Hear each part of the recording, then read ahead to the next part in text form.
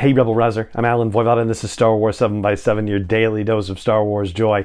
And thank you so much for joining me for it. And thank you especially to the patrons who make this possible for you every single day with their support at patreon.com/SW7x7. All right, we are now going into spoiler territory for the Acolyte, and we are here to break down Lost Found, which is the first of the episodes from that 2-episode premiere. We'll do this in our usual 7 takeaway breakdown style. We'll start off with our first one, which is a rundown of the main points of the episode. First of all, we see that May does in fact kill Indara, so Carrie-Anne Moss is taken out of the action really early in things. We know we're going to see more of her later because of flashback stuff, but yeah, kind of a bummer that it happened so fast. Now, funnily enough, in the audio description, when it cuts from that scene to then show Osha in her bunk on that Trade Federation ship, it says the assassin wakes up in a bunk. So the audio description even preserves the secret reveal for a moment. But then we find out that this is Osha Anastasia, and oh boy, does that open up a realm of things to talk about. But for our purposes for the moment, we find out that yes, she is a twin. There is a sister. This is stuff we've been talking about leading up to the launch of the series. And she is also mistaken for May by the barkeep and is brought into custody by Yord and his Padawan. But the prisoners on that prisoner transport ship have other ideas. They stage a break. They try to get Osha to play a part. She won't, so they leave her behind, and the ship ends up crash landing on this planet Karlak. And it's there that she has a dream, a vision, if you will, while she is dazed from the crash, where she realizes that May is alive and May is on a killing spree. Although I guess with one person down, it can't be considered a spree just yet, but she's starting it. Meanwhile, on Coruscant, Vernestra Rwoh informs Master Sol that Osha was brought into custody for the murder of Indara. Sol does not believe it, and once he finds out that this prison ship has crashed on Karlak, he says, hey, Vernestra, let me go bring her to justice. If anyone should do it, it's me. I trained her. I need to make up for my failure. And Vernestra Rwoh says, okay, sure, and take Yord and Jackie with you. So they go and they find Osha, and Osha says to Sol that May is alive, and Sol says, I believe you, and that is the end of that. But in the meantime, we have that little epilogue that happens with the mysterious figure, and we'll get to that in a moment. For a second takeaway, we have to address sort of the elephant in the room. The whole idea of a twin thing has been revealed right off the jump. When we were talking yesterday about there being sort of a reveal in the beginning of the series that kind of rivaled one in The Force Awakens, I was thinking about the fact that we found out Han Solo was Kylo Ren's father early on in the movie. And in this case, we're finding out not only that there are twins, that Osha and May are twins, but that they are also the daughters of Mother Anastasia. So in terms of thinking about the surprises in the show, not only did they eliminate the possibility of a twin story surprise by just coming straight out with it at the beginning, but also by connecting them to Mother Anastasia right off the jump. I was watching this with my son, who, some of you listening to the podcast for a long time will know as Quizmaster Joe, and he was thinking that there was going to be some sort of Tyler Durden moment referring to Fight Club, and that did not ultimately happen after all. As a result, for our third takeaway, it seems like what is being set up for us is to tell the story of what really happened that fateful night on the planet Brendok, where there was a fire and everybody in Osha's family died, and Osha was taken into the Jedi Order at that point. But it seemed like maybe May started the fire, but maybe there's another part of the story. Maybe this is getting into a Rashomon kind of situation where, one person's perspective is definitely different from another person's perspective, and the truth may be a little squirrely. And you can tell that there's some kind of cover-up going on because of the way that Yord and Jackie react when they find out that Osha was a twin. They did not know that. It wasn't in the files, and you get a moment with Master Sol where his eyes are kind of shifting back and forth a little bit. Now, he tells Yord and Jackie that he saw May die in the fire.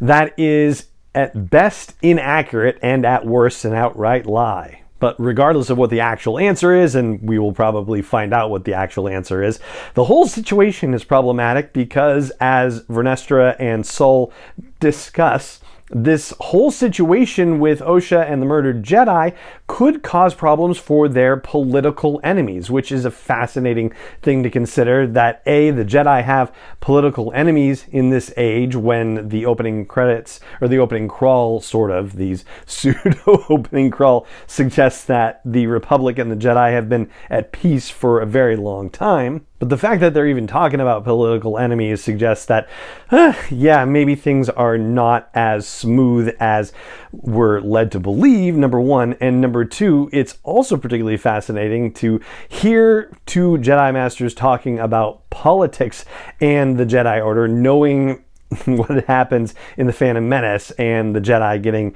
involved or trying to stay out of political machinations. And yeah, that goes really well. For a fourth takeaway, let's talk about May and what she's up to. First of all, that attack me with all your strength line that she opens up with, I gotta say, it kind of struck as a bit cheesy at first, but then when you see what May is up to in the fight with Indara, it's not so much that it's cheesy. It actually seems like she's trying to goad Indara and trying to set up the premise of their fight from the jump. And the premise of the fight is very important to May, as it turns out, because whoever it is that she's meeting on this unidentified planet, we don't get information on that just yet, he's talking to May about killing without a weapon, that's what an Acolyte does. So it's as if May is kind of auditioning for the position of Acolyte with whoever this stranger is. And in the audio description, we don't get any information about the character that we don't see on screen,